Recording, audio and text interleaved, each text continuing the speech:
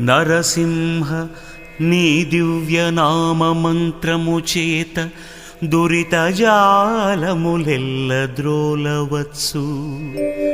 నరసింహ నీ దివ్యనామ మంత్రము చేత బలుపైన రోగముల్ బాపవచ్చు.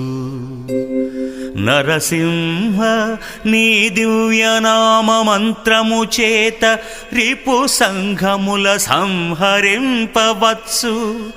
నరసింహ నీ దివ్యనామ మంత్రము చేత దండహస్తుని బంట తరుమవచ్చు.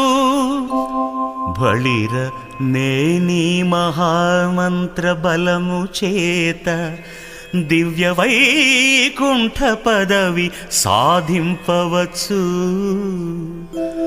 భూషణ వికాస